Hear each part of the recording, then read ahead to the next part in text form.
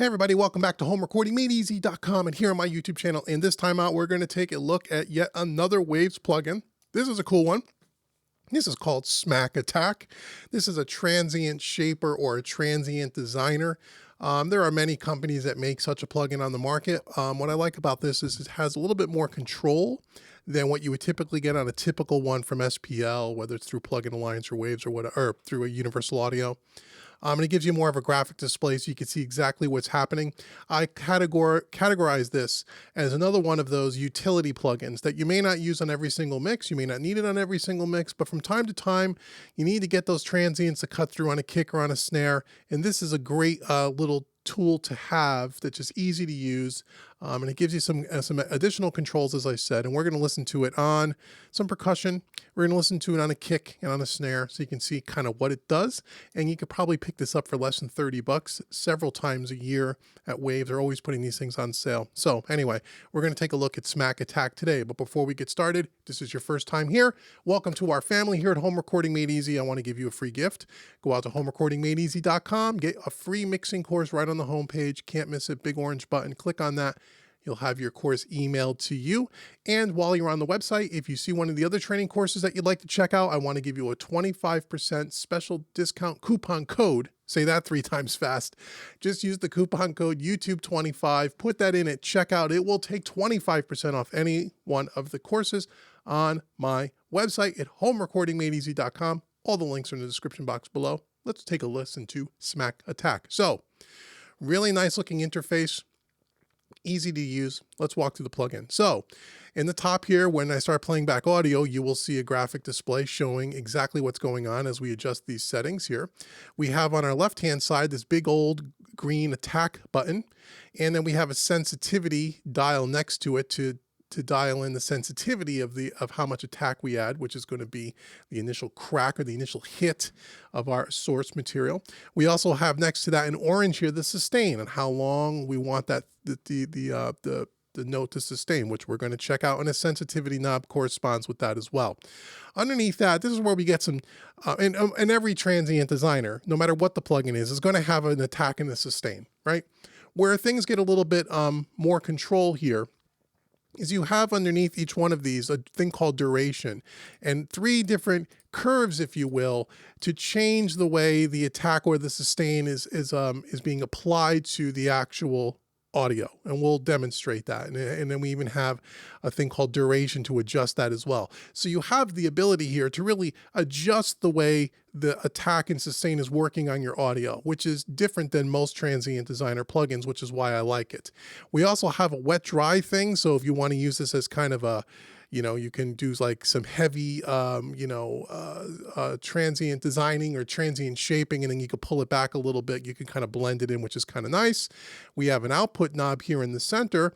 As we increase the attack and the sustain, the program material is going to get a little bit louder, and therefore we can dial back the output to kind of level match the plugin, which is always a good idea.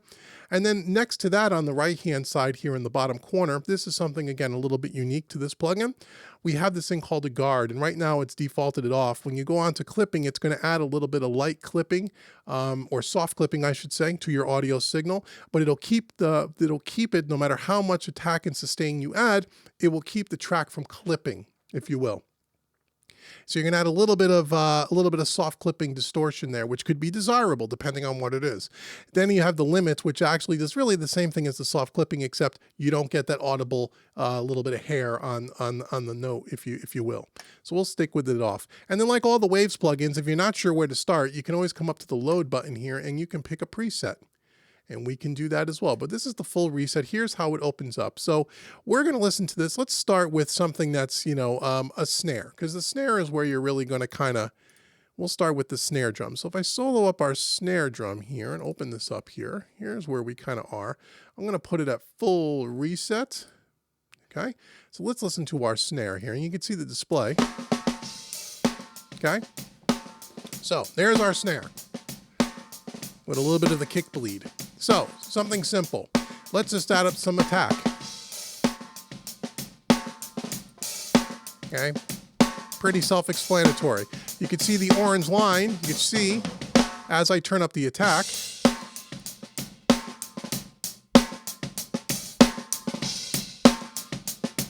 I want to turn this down a little. Okay, you can see what it's doing there.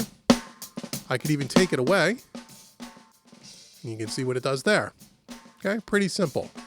So you want to add a little bit of crack. Now again, you can take down the output a little bit to compensate. Bypass it. As before.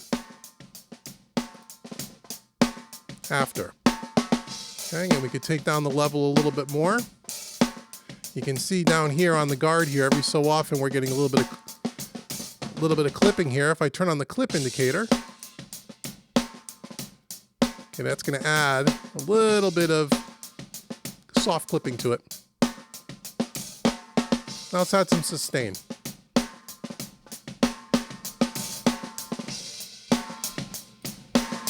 Obviously, that's too much, but you can see what it's doing here. Okay, we can take away all the sustain.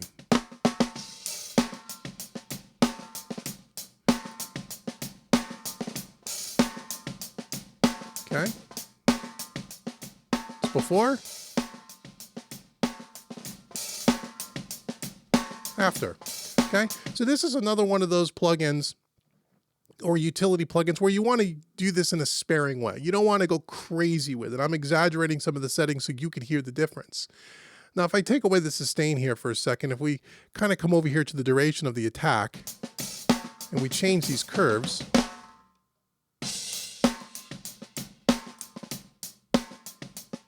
okay, it's going to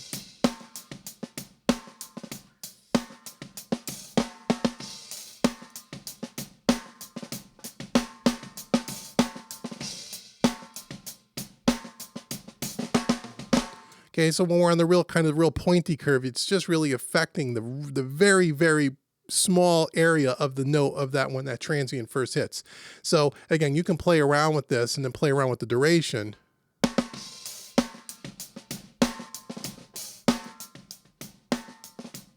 To see how it affects your source material. This seems like a pretty nice happy medium in the middle.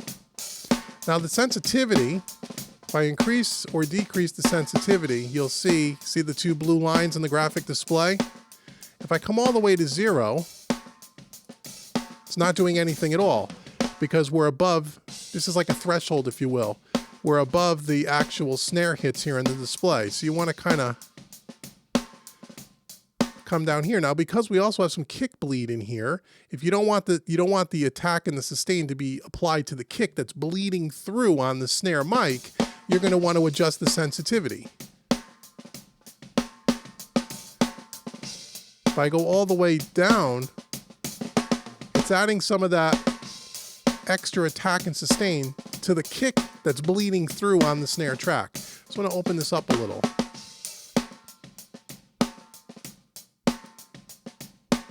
And we'll add the same thing with the sensitivity on the sustain. You can see these opened up notes. You can see the yellow lines. So I guess what I'm trying to say is you want to set the sensitivity so that when the amount of attack and sustain you're adding is only being applied to, in this case, our snare hit and not our bleeding through kick that's coming through on the mic, right? So that's what you would use this for. And if you want to have it affect the bleed, you could just turn it all the way down to 0. Okay, so once again, let's bypass this.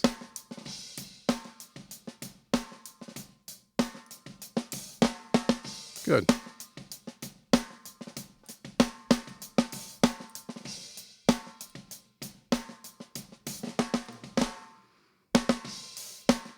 Okay, so that's on a snare drum. Let's listen to it on a kick drum.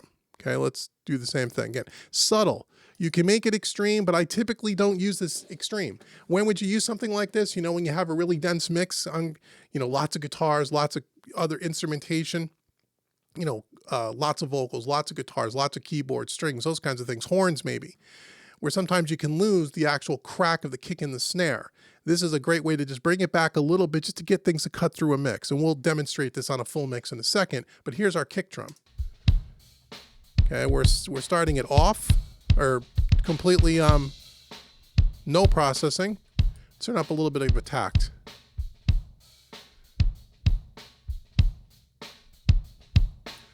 to adjust the sensitivity a little. Oops.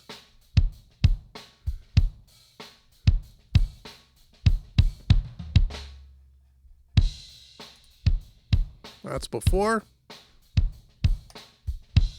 After. Let's change the curve a little.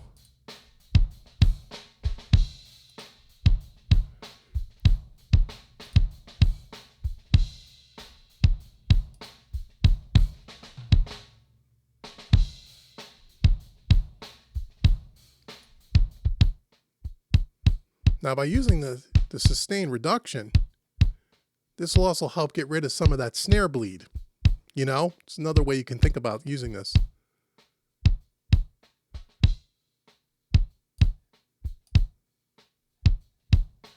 Okay, so here's where I'm demonstrating as I'm opening up the range on the yellow lines here.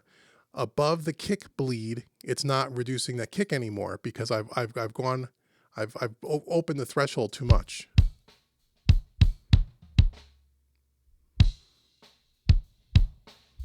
Now the bleed's all the way through. The snare bleed. Almost acts like a gate, right?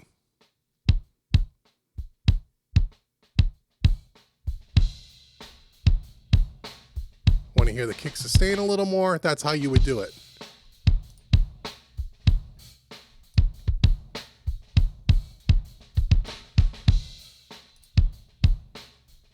Let's put a little bit of soft clipping on this. Okay, bypass it.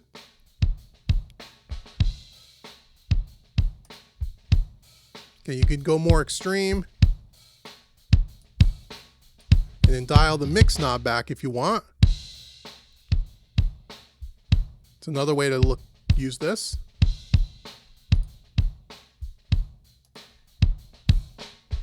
Or you can just go more subtle and be 100% wet,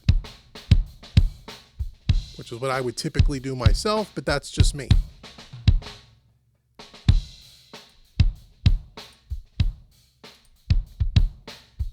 Okay, we'll turn down the output a little to compensate.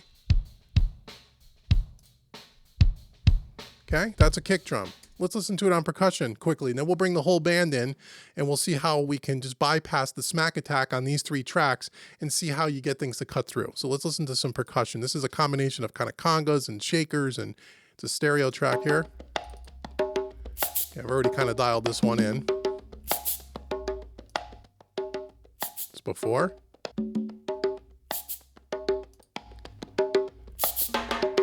Added some sustain here.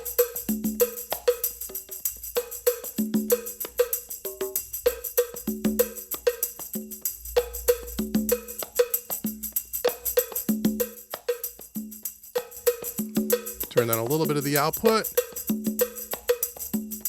Okay, you get the idea. So now we got, let's listen to this let's unsolo everything here. We'll mute the vocals here. We'll just listen to the instruments. And then right now we have the 3 smack attacks on kick, snare, percussion.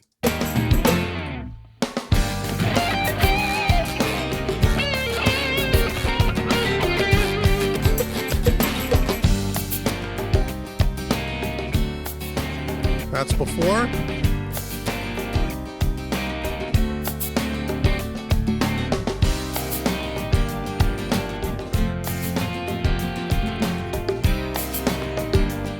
Hear how the kick and snare instantly come to life, and it doesn't really get louder, but you can hear it. It cuts through this mix, which is kind of nice. That's what this would be used for. It'd be just enough just to get things to cut through.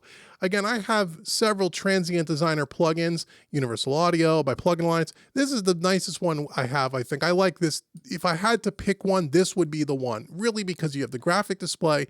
You have a little bit more control over some of the way the Transient Designer works. You have the sensitivity where you can open and close the range. You can use it almost like a gate, like I showed you. You can use it in a parallel compression way, and you have the clipping, some soft clipping or some limiting. It's nice, big, easy to see, easy to use. It's got great presets to get you started. This would be the one I would recommend, and I have 3 or 4 of them. Not a plugin I use every single mix, but a plugin that will help you get things to cut through a mix when you have really transient heavy type instrumentation that kind of gets lost. This would be great. This can also be used on bass guitar as well. If you have a very staccato kind of a bass guitar, or even a piano, like a grand piano, where if it gets buried in the mix, instead of just turning it up and making it a little too loud and having certain notes poke through too much, you can use something like Transient Shaper to just kind of make it more obvious in the mix without throwing off the rest of the balances, if that makes sense. So I encourage you to check it out. Again, it's a $25 plugin if you pick it up on sale, and Waves always has these things on sale. So again, I think this is another one of those utility plugins you may want to consider. So I want to hear from you. Let me know below in the comments, do you use a Transient Designer? Which one do you use? How do you use it? What do you like about it? Have you tried the Waves one yet? If you have and you compared it to other Transient Designer plugins, what do you like about this one over the others, or vice versa? Let me know. I'd like to know. Leave some comments below. So again, thank you so much for checking out the Smack Attack with me by Waves. Again, if this is your first time here, don't forget to get the home recording made easy and get your free mixing course, YouTube 25, the 25% special discount code. Again, all the links are in the description box below. And until next week, I've been Dave with homerecordingmadeeasy.com as well as mixingmadeeasy.net. I will see you next week. Take care, everybody.